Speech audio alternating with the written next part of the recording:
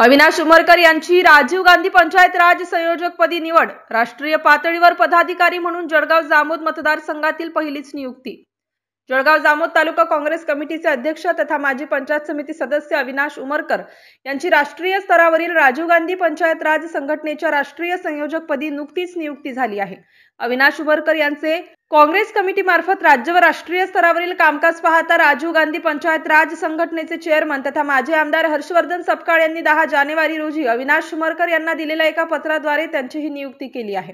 अविनाश उमरकर यांच्या रूपाने काँग्रेस संघटनेमध्ये राष्ट्रीय स्तरावर काम करण्याचा बहुमान प्रथमच जळगाव जामोद मतदारसंघात मिळाल्याने सर्व काँग्रेस पदाधिकाऱ्यांनी अविनाश उमरकर यांचे अभिनंदन करण्यात येत आहे।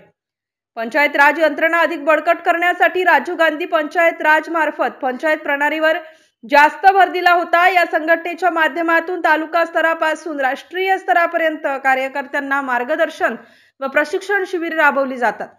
आपल्याला पक्षाने हे पद देऊन राज्य स्तरावर काम करण्याच्या संधी दिल्या, त्याचा पूर्णपणे सन्मान करून जिल्ह्यामध्ये पंचायत राज संघटन अधिक बळकट करण्याचा प्रयत्न करणार असल्याचे प्रतिपादन या प्रसंगी अविनाश उमरकर यांनी प्रसार माध्यमांशी बोलताना केले।